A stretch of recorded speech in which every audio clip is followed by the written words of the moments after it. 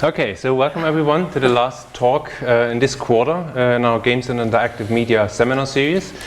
It's actually the 49th talk that we had in total, and we will have another one. We'll continue with the series in fall. So if you have suggestions for speakers or topics, email me, contact us, and we try to see what we can do, okay? I also want to thank MediaX for helping with many of the organizational details, also recording these seminars and make them available. So it's my pleasure to introduce today's speaker, Katherine Isbister, who is currently a game and human-computer interaction researcher and professor for computational media at the University California in Santa Cruz. Before, she was at NYU, where she ran the Game Innovation Lab. She also did her PhD, actually here at Stanford. And what she's generally interested in is how to create more compelling, emotional and also social qualities in games, but also in digital media in general. And she's done lots of great work. She received lots of acclaim for that. Just to name one of it, MIT named her once one of the 100 young innovators who will shape the future. She published a lot, as I say, both in terms of journals, but also in terms of books. And her latest book, which is also the title of today's talk, is How Games Move Us. So welcome, Katherine.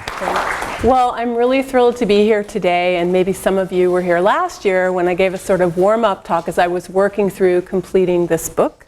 So the talk today is about the material in this book that I actually spent some time while I was here at Stanford on sabbatical last year finishing up, and I actually have some copies of it with me if anybody's curious and wants to flip through it later. Essentially, as Ingmar said, I've spent my career at the intersection of games and human-computer interaction. And one thing that I noticed over those years is that when I would talk to people about the kind of work I did, they often had some really interesting prejudices about what games were doing for people. And I knew from working with game designers and working in games research myself that these were not very nuanced impressions of what games had to offer. And so at this point in my career, now I'm a full professor, I decided, it's time to write that book where I turn outward and I try to explain to a person who may not be an expert in games what's going on with games, and in particular, how to think about the design choices that game designers make and have evolved that affect us emotionally. And so that's what I'm going to talk to you about today. So here's an early advertisement from Electronic Arts. Electronic Arts is one of the largest game companies today. I don't think it's the largest anymore. For a while it was. But this is just to show that from the very beginning in computer game development circles, people were interested in the emotional impact of games. So the advertisement was meant to make Electronic Arts stand out, and the question was, could a computer make you cry? So from the beginning, games have been this amalgam of technology and really interesting interactions and the aesthetic and emotional appeal that any medium brings to the table. So there's a tension within the game development community in thinking about emotion and game design. And I think that arises from this moment that happened somewhere in the 90s where game developers started to be able to use graphics cards to do more advanced graphics techniques in games. And they started to want to interact with cinema, with Hollywood. So there were a lot of experimentation happening between those two worlds. And I like to think of it for people who are my generation or above, like that commercial from my childhood about Reese's peanut butter cups, where this person eating chocolate and this person eating peanut butter, and they run into each other, and then they're like, oh no, you got your chocolate in my peanut butter, and then they discover that it's delicious. But in fact, some of these experiments that happened during this time period were not delicious, they were actually painful. They were really bad applications of cinematic techniques to game design, and they left some game developers with a sour taste in their mouth for using techniques from narrative to drive emotion in games. And I think that's had a legacy within the game development community where people who are hardcore game developers sometimes are almost a little allergic to thinking about emotion in games, and they prefer to focus more on the cognitive engagement somebody has with the systems that they're designing. But in fact, by now, games as a whole have actually assimilated a lot of pretty sophisticated techniques from film into game design. For example, game series like Final Fantasy or Grand Theft Auto are extremes on the continuum of games. And for those of you who don't play these sorts of games, these are very lush, highly realistically rendered worlds. Final Fantasy has an extensive narrative element to it that evokes cinema. So at this point, games have assimilated a lot of these techniques. However, that isn't to say that they're exactly like movies, right? And if you think of something like the advent of television, when television first came out, people would stage plays essentially and film those plays. And there were actually live plays that were filmed, right? And you can see that in current modern sitcoms and other television type programming. You can see the roots of that, but you wouldn't say that TV is basically the same as theater. I think we can say the same thing for these games. Even games like Final Fantasy and Grand Theft Auto, they use these cinematographic techniques, but they can't be reduced to just that. So I think for the most part, that games have moved past this moment of being a little bit uncomfortable with emotion, game developers I mean, but you still actually see it. There's a current discussion going on in game development about what is somewhat derisively termed walking simulators. And essentially what that means is there's a set of independent games that have come out in the last few years. An example would be Gone Home, which is a really interesting experience to try out. That some game developers think aren't sufficiently gamey, don't have enough interactive elements in them to be considered games. So there's still a little bit of this tension going on in the game world, even within the game world, about what's a game, what's not a game, how do emotions and narrative come into play. And I think part of the problem is that as a culture, we haven't caught up to these forms. I mean, we barely have film literacy taught to us in high school or even in college, much less any kind of literacy about games, about the tactics that game developers use to create certain kinds of emotions in players. And I think that that's a problem within the game development community, but quite frankly, it's also a problem for the community at large as generations of people are growing up playing games and talking about games and making games for all different purposes. Because if we don't have a sophisticated literacy about what sorts of moves are being made in games, then we end up with a couple of poles. And these are the poles that I have kept dealing with at dinner parties with my relatives or cocktail parties with colleagues outside of the world of games. People either tend to be like, oh, games are so engaging, they're wonderful, they're going to change the world, we should have games in every classroom, right? Or, they have this idea that games are creating little sociopaths, they're horrible, they're linked to, all kinds of horrible societal outcomes, and we need to, get rid of them or, change them somehow, right? And I think that at some level we'll always struggle with these poles because this is true for any medium. But I think one of the things that's tough about games is, so this is a photo series by Robbie Cooper looking at gamers as they play. And you can't really tell a lot by watching someone. Yes? Can you just switch up the lights? Yeah, sure. Where is the... No, you can't change the lights. Oh, you can't change the front ones. I'm sorry. Maybe is my screen? No, that's not going to help. All right, so, okay. Anyway, so Robbie Cooper did this series of photos of gamers when they play, and I think there's an opacity to looking at someone play. And if you don't play yourself, even if you play one genre and not another, as you watch someone play, you tend to read and understand the game based on looking at the screen, which makes you read it in a kind of film way, rather than from a player point of view. So I think that adds to the complexity of having a good conversation. Now the nice thing is now there are these Let's Plays. You can go and actually go onto Twitch or YouTube and you can watch someone play and listen to them commentate on that play. So I think that's going to help change things. But in any case, I wanted to open up the cultural conversation about what games are doing for people emotionally. So I wrote this book. This book is, even though it's from an academic press, it's not really meant for specialists per se. It's meant for thinking people who want to understand what games are doing. And it's part of a series from MIT Press of short little books that are meant to take a stance about a topic related to games to get conversation going for everyday people. So in my book, I chose to primarily focus on the emotional move that game developers make concerning empathy and connection. So there are a lot of feelings that people can play when they play games, but I think that empathy and connection are undervalued and understood. A lot of people who don't play games much don't realize these feelings can be caused by games.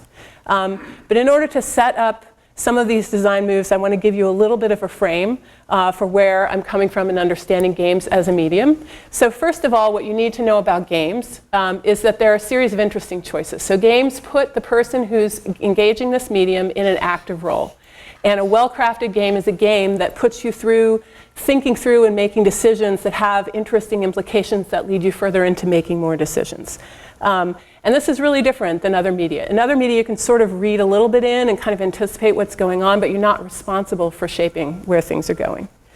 And so much of the emotional and character of gameplay has to do with making those active choices. And one of the most popular theories from psychology that's been applied to games is Csikszentmihalyi's notion of flow, of putting somebody into the right level of challenge so that they're not bored and they're not too frustrated and they're moving through this interesting learning curve and mastery curve of enjoying an experience. And so that's a theory that a lot of game developers use. I actually tell people I meet who have less experience playing games or dealing with games that games can be thought of more like sports than like something like a film or a book. Because in a game, you're choosing what you're going to do, you're setting goals for yourself, and you're having emotions related to whether you achieve those goals or not.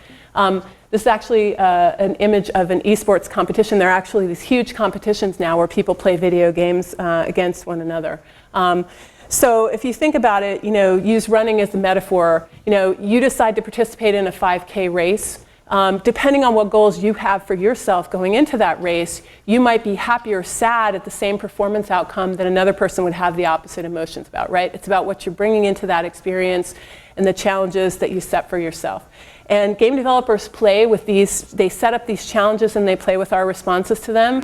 Most common commercial games actually are designed to make you feel kind of superhuman and amazing and really cool and powerful, because people like to feel that way. But then sometimes independent game developers will intentionally try to create a different set of feelings for you. So I hear some of you laughing. For those of you who don't know, this is a game by an indie game developer, Bennett Foddy. It's called QWOP. And you have to operate the muscles in the runner's legs, and it's basically impossible. So you get into this game thinking, ooh, I'm gonna go, and then your runner just falls, and then he falls again, and then it just becomes so ridiculous you start laughing at yourself, right? So in some sense, it's sort of a meta-reflection on gaming and challenge and frustration. So that's sort of the sort of activity core of games.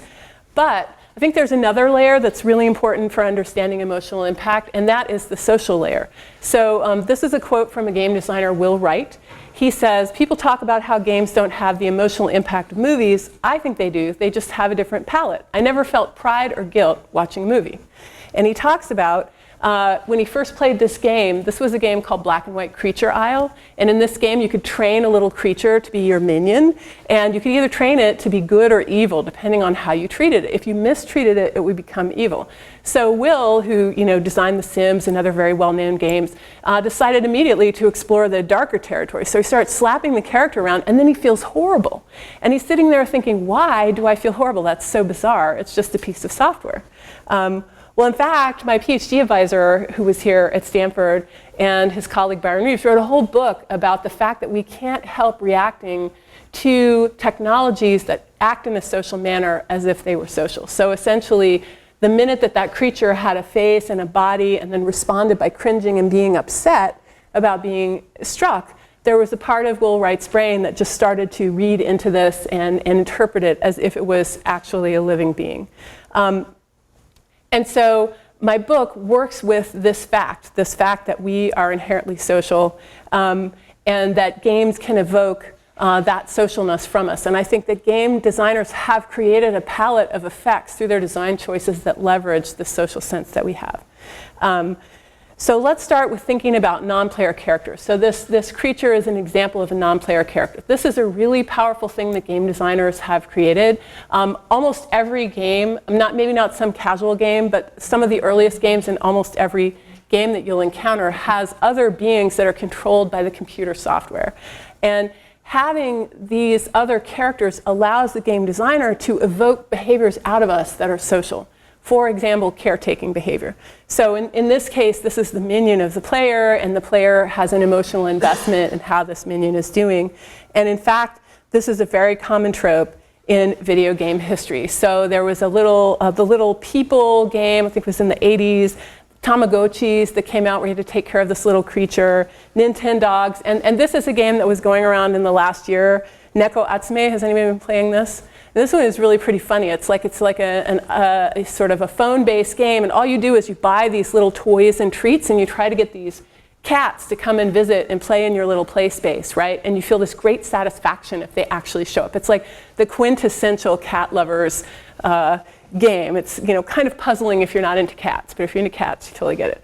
Anyway, so thinking pets aside, actually, digital non-player character companions have, in fact, caused some of the most powerful emotional moments for gamers. So I actually did a survey with a student, and we asked people, did a game ever make you cry? What happened?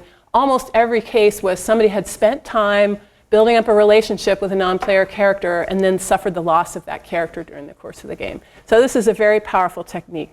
And I want to show you one example that's come out since the book was out. Has anybody played That Dragon Cancer? Or seen any media about this? This is a really powerful game. This is a couple who were in the process of losing their son to cancer, okay, and going through treatment with him. They decided to make a video game to help people understand what that experience was like. And I'll show you a little bit of the trailer. I think it'll give you a feeling for kind of the tone of the game.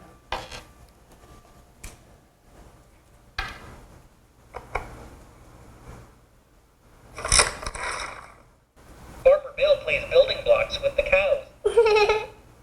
What?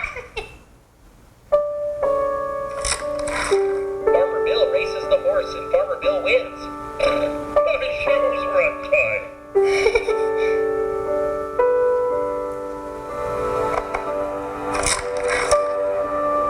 What does dog?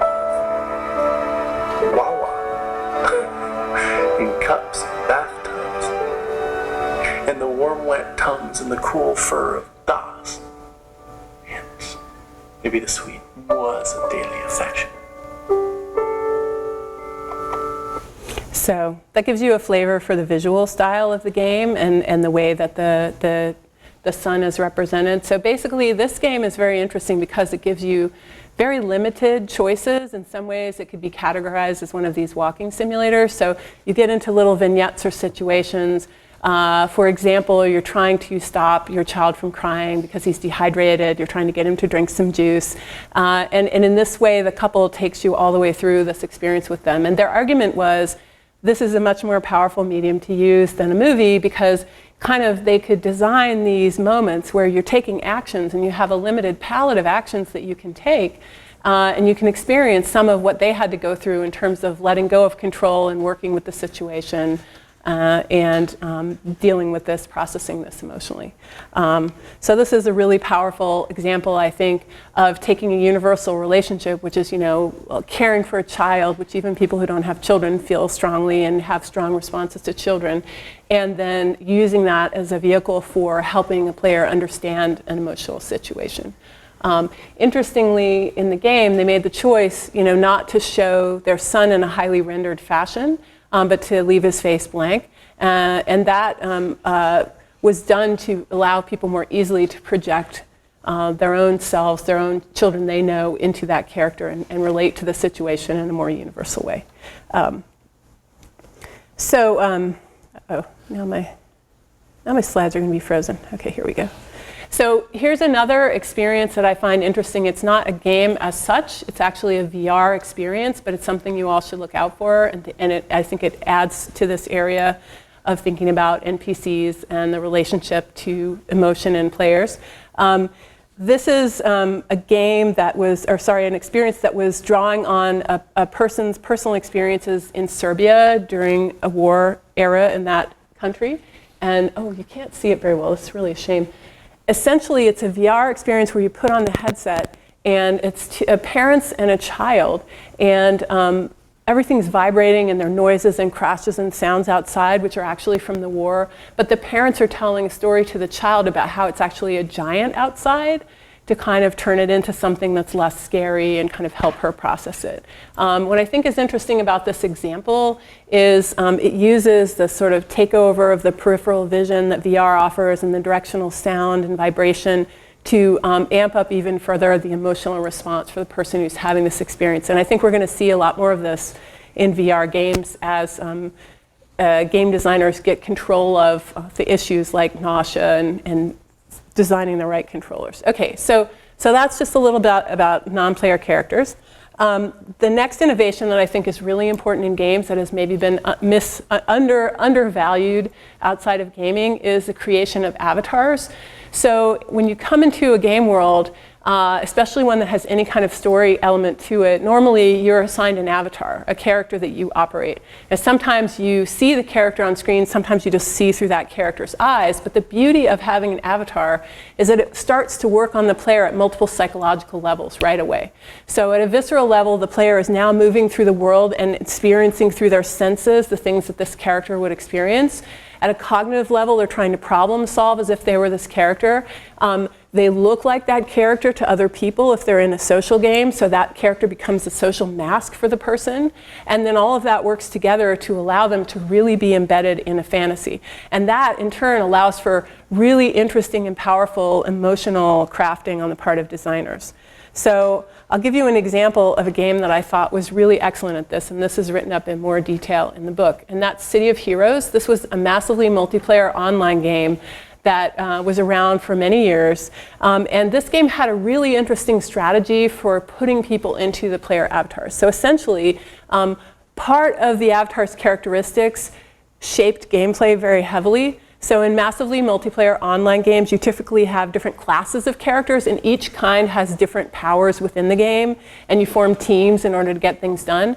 So when you were choosing your superhero character in this game, the first step was picking a class of character, and then you would actually pick certain kinds of powers you would have, and those powers were linked to a backstory for you. So there were several different types of backstories. So you could have powers that came from science, you could have powers that came from being a mutant, you could have powers that came from technology or from magic. And those things link really nicely to superhero tropes in comic books and movies, but they also in the game link to specific powers and to specific things you could acquire as you went along. But then, after making those two very gameplay-tied choices, the player got to customize their costume and the look of their character in extreme ways and get really into crafting almost any kind of look for themselves that they wanted. And then the last thing was they actually added a little origin story, and that was literally just something that you would click on as another player to see what that character's origin story was when you were meeting them. And this combination of gameplay-tied and very flexible design choices led people to have very powerful emotional reactions to the game. Essentially, because of the gameplay choices, they could run around as if they were the exact kind of superhero that they wanted to be and have the powers they wanted. But then because of the sort of freeform choices, they could make that highly custom in a way that nobody else in the game would have. And so I'll read you some of the examples of people's backstories that they typed up to give you a feel for the range. So Melissa Kane, formerly a teacher in a school for superpowered children, now a revenant out for revenge. That other kid, stuntman, who after too many knocks on the head believes that she's actually a superhero, runs around Paragon City waving a katana and quoting Quentin Tarantino movies. Swamp Fever, a scientist who merged himself with hallucinogenic swamp plants. And then the 100-acre hood, oh bother. Right? So that's like an incredibly huge range of styled personas that then could relate to how that person would engage in that gameplay. Now, there was actually research here at Stanford about how if you give somebody superhero behaviors in a virtual reality setting, you'll actually change how helpful they are to other people. So it's just to say that, you know, as you start to pull these kinds of fantasy personas and capabilities into environments like VR, you may even start shifting how people think of themselves and what they're capable of. So in this particular study, basically what happened, it was Jeremy Bailenson and some other folks here. People would come into the VR room and then they would be told they were going to fly over the city, and they would either fly like Superman or they would be riding in a helicopter, and they would have to rescue this diabetic child and give them assistance. So if they did the superhero posing, so then after this, the assistant in the study would pretend like to knock over some pencils, and they would see how long it took people to help start picking up the pencils. If you'd been the superhero you would pick them up much faster than if you'd been riding in the helicopter, which is kind of interesting.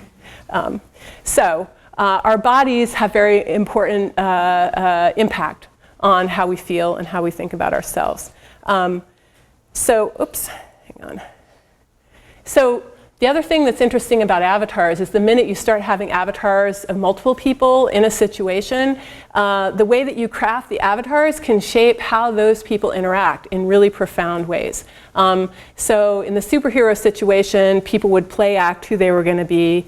And there are other types of games that set up different kinds of scenarios. But I just wanted to point out that as human beings, we're at a very basic level wired to want to collaborate and work together physically. And so working together physically in a game taps some very deep desires that we have and some very deep ways of forging human connection. So I want to use the example of this game, which is called Little Big Planet, because I think this is a very elegant example of paring down social interaction between characters. So many times massively multiplayer online games have like chat and other things happening in parallel and very rich communication taking place. In this particular game, it could be played in the living room, but it could also be played across the network. It was a PlayStation game. And if you were playing it across the network, there wasn't really any easy way for you to talk to the other person, to use your words. This game is a puzzle game in which you get this little avatar, the sack person, and then you customize it a little bit, and then you work together to solve these platformer-style puzzles. And what happened was people started to evolve ways to interact using the sack boys to communicate non-verbally. And the reason they could do this is because they implemented ways on the joystick for you to make the character smile and frown and act excited and depressed, and also just use gestures as well. So people started basically marionetting these characters to create interesting interactions. So I'll read you an example from a couple of players.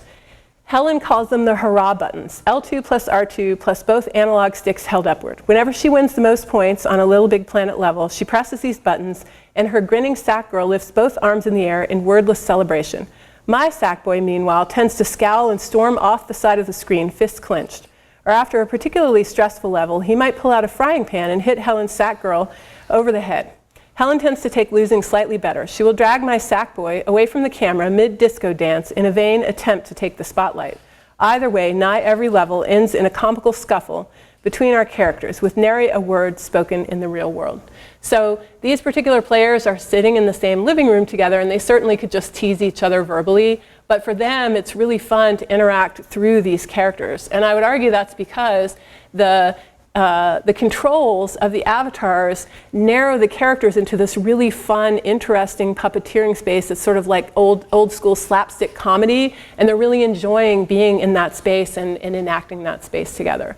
So that's, if you think about that, that's a very subtle and interesting way to manipulate social relations through the context of piloting these avatars, right? To help you sort of understand that, let's take a very, very different example. This was actually a game that was crafted for Occupy Oakland by an independent game designer named Anna Antropy, and it was meant to be put in a console that was being carried in this truck. And the whole idea of this particular day at Occupy Oakland was they were going to take over a building in Oakland as a group. And so this game, the design of this game from the beginning was about teamwork and helping one another and sort of not emphasizing individual identity so much. So the way you played it is there was a series of gates, and you'd rise up through these gates, and you'd get an avatar with a particular color, and then the next person who came in would get a different avatar, and you could help each other move upward through this level. And in the game design, there were sacrifices you could make as an individual player that would allow the next player who came along to get up higher, so that collectively you'd get all the way where you wanted to be.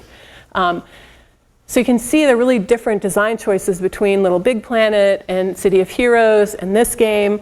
All of them are being used to shape how people feel about one another and the kinds of social space that is possible between them.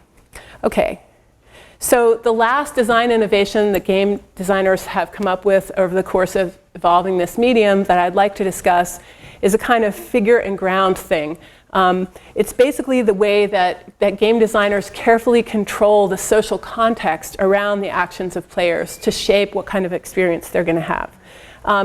And games are really different than other kinds of productivity software in this way. Like with the desktop metaphor and with touchscreen metaphor, you can't really assume much about where the person's gone and when they're going to. You don't know so much about what's happening for them. It makes it harder to control context in a rich way. But in games, typically the developer knows all those things and can work with that as design material. So here's an example of a game that's mostly social only through non-player characters, but then occasionally becomes social between players. Animal Crossing New Leaf. And this game, for the most part, you're off on your own. You're in a little village. You're meeting villagers. You're collecting things. You're earning money to fix up your house. It's kind of a funny little experience. But then occasionally you can go and you can visit somebody else's village and house and sort of communicate with them about that. So I want to read you a little bit of a review of this game from a very well-known game journalist when it first came out. And this was a situation in which he was visiting the house of one of the actual makers of the game as part of his interview with them about the game. So he says, "It had been raining in my virtual hometown. It was raining in Kyugakus. More coincidence. I stepped off the train and here were two of the game's creators as little Animal Crossing people. Kyugaku directed me to some objects outside the train station. They were at my feet. 'I left you some gifts,' she said. There were baskets of fruit. There was a present wrapped in special wrapping paper. She encouraged me to open the gift. It contained carp streamers, a gift that only Japanese gamers were slated to receive from the game on Children's Day in early May. I'd never have unlocked it in my American copy of the game. We'd found ourselves a good bullet point. She suggested that players could benefit from connecting to gamers in other countries to get items offered only in those regions. This wasn't a mere tour, obviously. It was a friendly sales pitch with gifts. We all casually walked past a flag that just happened to have a Kotaku logo on it. That's his magazine. Flattery. Later, they sent me a QR code to generate it." And then he goes on to describe the strange feeling of touring her own house in the game. "We wound our way through the town. I kept snapping screenshots with my 3DS. We headed over to Kyogoku's primary home. She went inside. Iguchi stood by the mailbox. 'Just go in?' Yes, they told me. This was weird. Maybe because I'm a mere Animal Crossing dabbler. Maybe because this felt weirdly intimate. It felt different than hanging out outside in the virtual rain. Yes, we were playing a game. They were clearly trying to hype its features and generate a positive story. But I suddenly felt like I was imposing. Homes are private places. Walking into another person's, particularly that of the person who made the game, felt like a big step. Of course, this wasn't really a home. I was just buying into the metaphor more strongly than I expected." So I think the reason this happened for this guy, I mean, it's a very complex social situation, right? But part of the reason is Animal Crossing is primarily a pretty private, play on your own, kind of intimate little game. And then inviting someone else into your space is very revealing about the kind of gameplay that you have. So in a sense, what's going on here is this really interesting social situation that can be evoked because of the design of the game and the kind of space that it has. And if you think back to the media equation and the research that I mentioned about reading things in a social manner, if they present themselves in a social manner. I think this extends to the kinds of spaces that games create for people, very rich spaces, not just for solo interaction, but for interaction with others. So I wanted to close today with a game that's actually on the cover of my book, and for good reason. This is an independent game called Journey that was also released for the PlayStation. And this game very artfully combines the situation and the environment and the tasks that the player is faced with the design of the avatar and the avatars for the players to create a powerful emotional experience. So Genova Chen, one of the game's designers, from the beginning wanted to create a sense of smallness and awe in players. And he talked about how the astronauts felt when they first landed on the moon. And he said, most games make you feel really powerful and amazing and like a superhero. And I want to create a feeling of awe and smallness and wonder in players. And so from the beginning, they knew they were going to do this. So they created these little tiny avatars in proportion to the world. They're also very simple, and there really aren't any choices. Like some of the other games I've shown you, there are a lot of customization options for avatars. That's not the case in Journey. What's also interesting about Journey is the other challenge they set for themselves was to create a collaborative and deeply meaningful multiplayer experience in an online game. And for anyone who's played online games, there's a lot of social chaos in online games. There's often a lot of trash talk and competition, and it's not necessarily always the most collaborative and spiritual place to be. And so the way they did this was they dramatically simplified the ways that the player could interact with the other player So the way that the game works is you start the game on your own, then at a certain point you come across another character who looks very similar to yourself, and that person has actually been randomly assigned to you by the server to play along with you. And then they created these very subtle reward systems to make the player realize over time that there's a lot of benefit to collaborating with one another, and in fact that's the optimal path through this game. So let me just read you a quote that a player had to say about this experience of running into somebody else in this way. "I stumbled across another player in the beta second area, identical to me, with no visible username or real method of communication. Using our ability to let out one-note chirps, however, we were able to gain an understanding of each other. We chirped so we wouldn't lose each other. We touched in order to keep each other's jump ability powered up. We ran across the desert together while chasing flying carpets. The world of Journey is stark, dead, and lonely, despite its eerie beauty, and that made me want to stick with my new companion all the more. Sliding down a dune with a new friend next to me, chasing carpets. It was magical, to say the least." So this is the designers working with all the material, working not just with the avatars, but also through the context of the world and through the options of action that are available to players to intentionally craft this really interesting emotional moment that could happen between players. And this was reported again and again as people reviewed and discussed Journey and their experience with Journey as a game. And just to make one more reference out to the world of VR, how many people have seen this video from Facebook of the Oculus social interaction? Anybody? Oh, I'm going to play it for you so you can see it.